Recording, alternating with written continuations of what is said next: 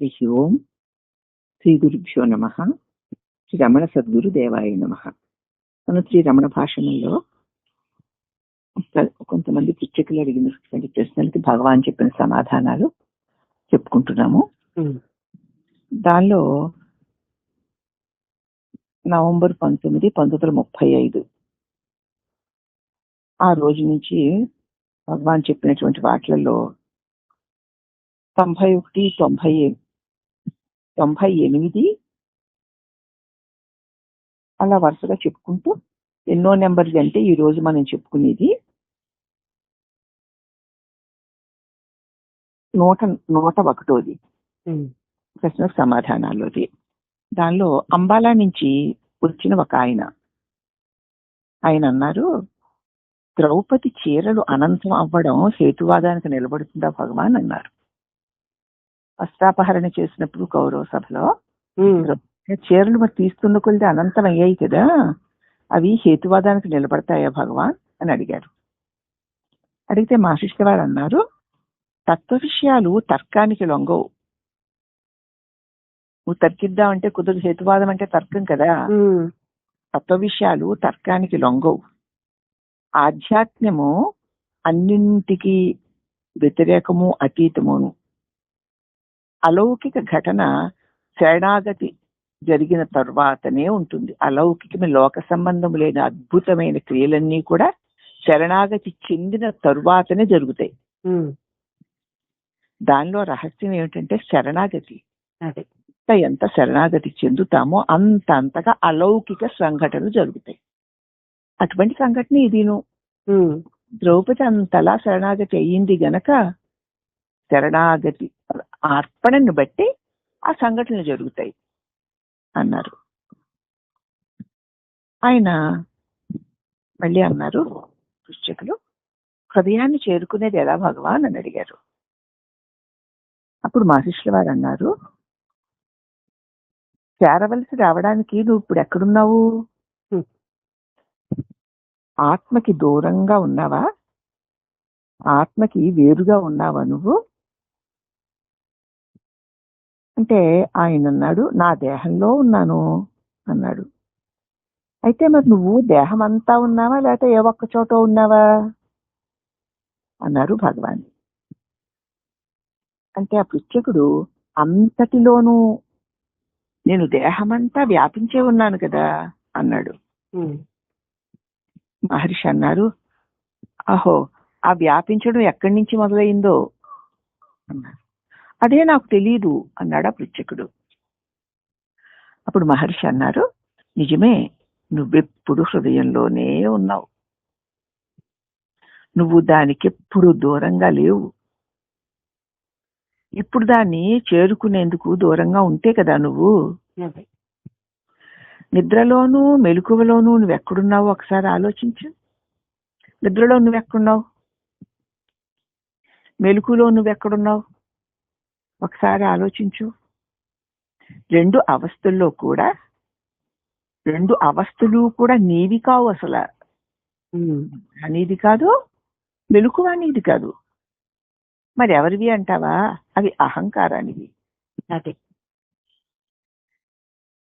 అంతసేపు అలాగే అధికారంగా శుద్ధ చైతన్యంగా నువ్వు ఉండనే ఉన్నావు. అవస్థ అలా గడుస్తూ ఉంటే ఆ అవస్థల్లో ఏవో ఉన్నట్లు తోస్తుంటే అంతసేపు ఏ వికారాలు లేకుండా ఆ అవస్థలలో జరిగే సంఘటనల పట్ల ఏ రాగద్వేషాది వికారాలు లేకుండా అధికారంగా శుద్ధ చైతన్యంగా ఉండనే ఉన్నావు. అప్పుడు ఆ పుచ్చకుడు అన్నాడు, అర్థమైతే బాగానే అవుతుంది భగవాన్, కానీ అది సరి అన్న నమ్మకం నాకు కలగడం. చెప్పింది బాగానే అర్థం అవుతోంది. ఓహో, 3 అవస్థలు వచ్చి వెళుతున్నాయా? వచ్చి వెళ్తుంటే నేను అన్న శుద్ధ చైతన్యం నా నిజస్వరూపం అలాగే ఉందా? ఇవన్నీ వచ్చి వెళుతున్నాయా? ఇవి ఎవరికి అంటే నేను దేహాన్ని అహంకారానికి అన్నమాట, నాకు కాదన్నమాట అని చక్కగా అర్థమవుతుంది. ఇప్పుడు మనకులాగే నేను అర్థం చేసుకున్నది, నాకు తెలిసింది సరేనా అన్న నమ్మకం నాకు కలగడం లేదు. అంటే మహర్షి అన్నారు, ఆ అజ్ఞానం ఎవరిదో కనుక్కో. తెలుస్తూనే ఉంది కానీ నమ్మకం కలగడం లేదు అనే అజ్ఞానం ఎవరిదో తెలుసుకో. ఏమో అంత గహనంగా ఉంది అన్నాడు అతను. అంటే మహర్షి అన్నారు, కష్టము గహనము అన్న తలంపే తప్పు. చాలా కష్టంగా ఉంది, చాలా అర్థం కాకుండా ఉంది అన్న ఈ తలంపే తప్పు. నువ్వు కోరిన దాన్ని పొందడానికి ఈ తలంపు నీకు సహాయపడదు.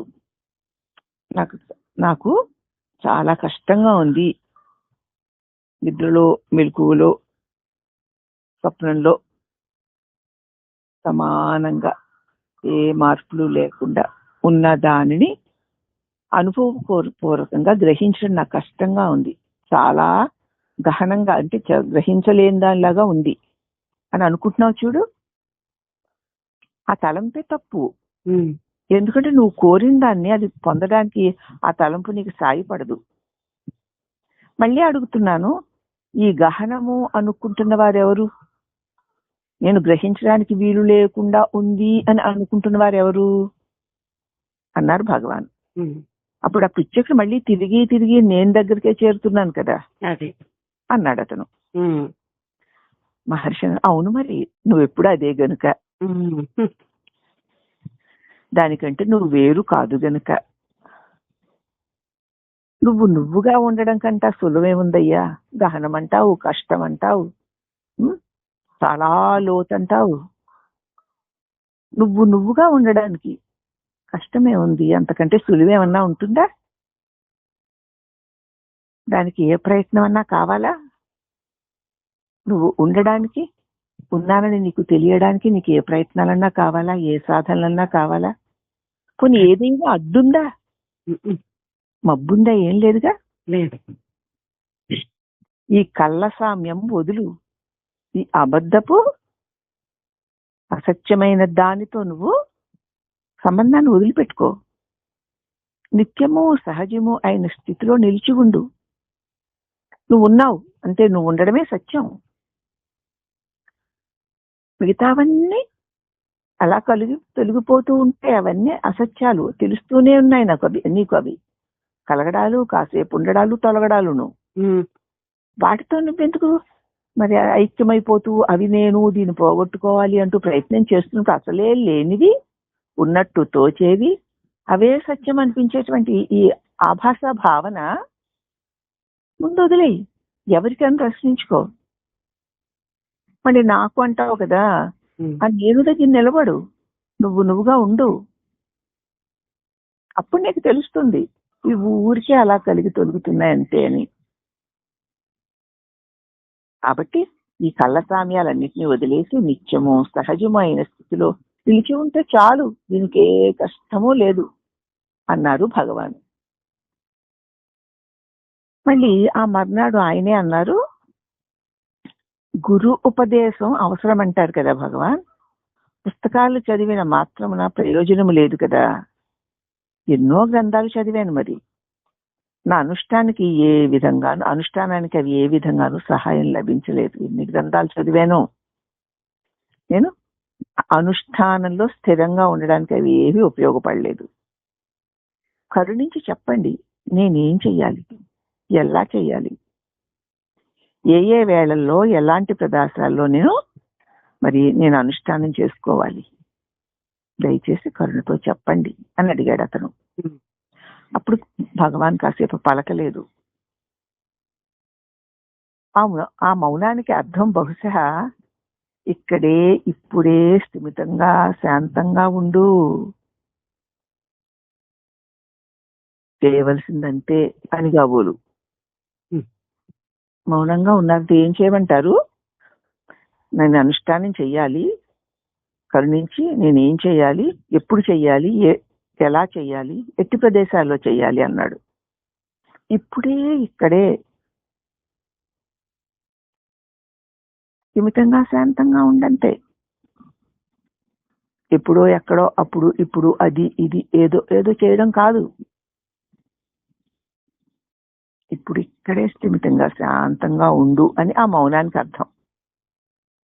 కానీ అడిగినా అతడికి అలా అనిపించలేదు. అడిగిన తర్వాత ఆ సమాధానం తట్టలేదు. ఆయన వాచ్యము స్పష్టమును మళ్ళీ అడిగాడు. మీరు మీ వాక్కుతో నాకు స్పష్టంగా అర్థమయ్యేలాగా చెప్పండి అని అడిగాడు. మళ్ళీ ఆయనే తరువాతి రోజున, ముందేమో 101 ప్రశ్న సమాధానంలో వచ్చి అడిగాడు. ఈ అంబాలా నుంచి వచ్చిన ఆయనే ఒకరోజు. రెండో రోజు ఆయనే అడిగాడు ఎక్కడ ఎప్పుడు ఎలా చెయ్యాలి అని. భగవాన్ మౌనంగా ఉన్నారు. ఆ మౌనానికి ఇప్పుడు ఇక్కడే శాంతంగా స్థిమితంగా ఉండు అని అర్థం అయితే దాన్ని ఆయన గ్రహించలేక ఆ మరునాడు మళ్ళీ భగవాన్ని ఆ మర్నాడు మళ్ళీ భగవానే అన్నారు. వీరికి జపధ్యాన యోగాదుల్లో లాగా జపధ్యాన యోగాదులు కావాలి. మౌనం అన్న దాని దగ్గరికి అతడు వెళ్ళడం లేదు. వీరికి జపము, ధ్యానము, యోగము ఇలాంటివేవో కావాలి. ఇంతకు చేసిన అనుష్ఠానం చెప్పకపోతే దేనికి అధికంగా ఏది అని చెప్పడం ఎలా చెప్పగలం? నువ్వేం చేస్తున్నావో చెప్తే దానికంటే అధికమైందేదా తక్కువైందేదా అని చెప్పచ్చు. కాబట్టి ఇంతవరకు తాను చేసిన అనుష్ఠానం ఏదో చెప్పకపోతే దేనికి ఏది అధికం అని ఎలా చెప్పడం? ఇంతకు జపాలు, ఫలశ్రుతులు ఇవన్నీ ఎందుకు? అసలు జపాలు ఎందుకు చేయాలి? అలాగే శృతులు, శాస్త్రాలు ఎందుకు చదవాలి? ఎందుకు ఇవన్నీ ఎందుకు చేస్తున్నావు?